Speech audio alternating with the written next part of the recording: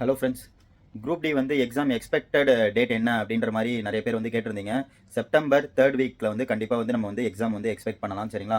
September 3rd week ரொம்ப தள்ளி போனால் செப்டம்பர் எண்டு அவ்வளோதான். நம்ம கண்டிப்பாக வந்து எக்ஸாம் வந்துடும். ஏன்னா வந்து ஆர்ஆர்பி சைட்லேருந்து ரிலீஸ் பண்ண போன வருஷத்துக்கான நோட்டிஃபிகேஷன் எல்லாமே வந்து டேட் விட்டுட்டாங்க.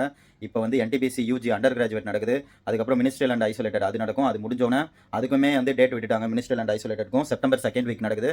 ஸோ அது முடிஞ்சோன்னே நமக்கு பெண்டிங் இருக்கிறது வந்து குரூப் டி தான். குரூப் டி வந்து உடனே வந்து ஸ்டார்ட் ஆயிரும். ஏன்னா வந்து என்டிபிசி முடிச்சு உடனே வந்து அந்த ministerial and isolated category exam வந்து உடனே ஸ்டார்ட் பண்ணுறாங்க. ஸோ குரூப் டியும் அதே மாதிரி ஸ்டார்ட் பண்ணுவாங்க. நான் லாஸ்ட் வீடியோவில் சொன்ன மாதிரி தான் பல்க் வேகன்சி யூஸ் பண்ணிக்கோங்க. யூஸ் பண்ணி உள்ளே போகிற வழியை பாருங்கள். குரூப் டி தானே நான் அசால்ட்டாக விட்டுறாதீங்க.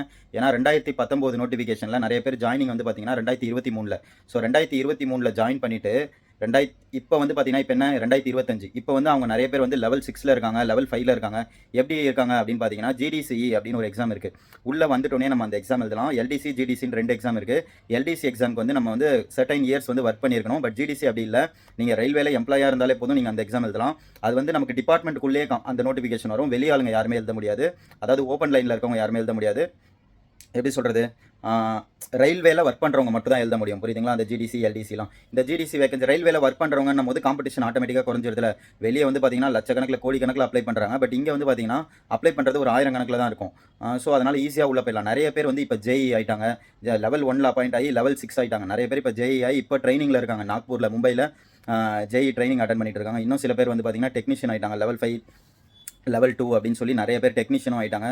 ஸோ முதல்ல உள்ளே வாங்க. உள்ளே வந்துட்டிங்கன்னா உங்களுக்கு வந்து நீங்கள் நிறைய பேர் வந்து அந்த 10th லெவல் ஜாப் வேஸ்ட்டு அப்படின்ற மாதிரி நினைக்கிறீங்க. 10th லெவல் நான் டிகிரி முடிச்சிருக்கேன். பட் ஆனால் நீங்கள் வெளியே போய் வேலை பார்க்குறதுக்கு இந்த 10th லெவல் ஜாப் வந்து உங்களுக்கு வந்து 10 மடங்கு இல்லை 100 மடங்கு பெஸ்ட்டுன்னு நான் சொல்லுவேன்.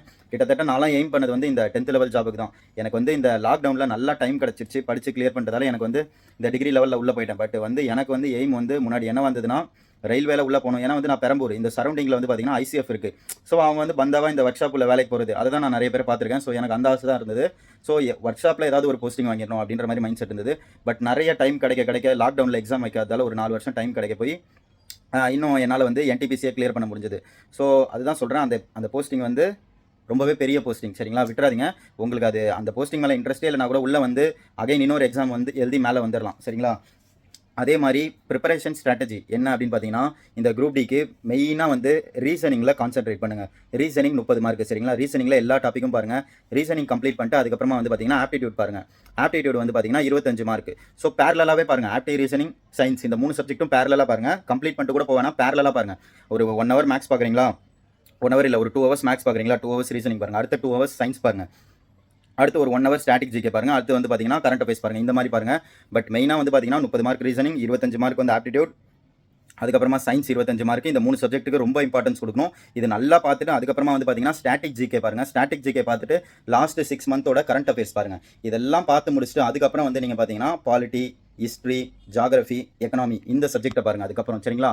ஸோ இதுதான் வந்து உங்களுக்கான ஸ்ட்ராட்டஜி. மெயின் ஸ்ட்ராட்டஜி நீங்கள் ஆப்டி, ரீசனிங், சயின்ஸு, அதுக்கப்புறம் கரண்ட் அஃபேர்ஸ், ஸ்டாட்டிக் ஜிகே இதை வச்சே நீங்கள் பாஸ் பண்ணிடலாம். ஹிஸ்ட்ரி, பாலிட்டிலாம் எதெல்லாம் இம்பார்ட்டனோ அந்த மாதிரி படித்தாலே போதும்.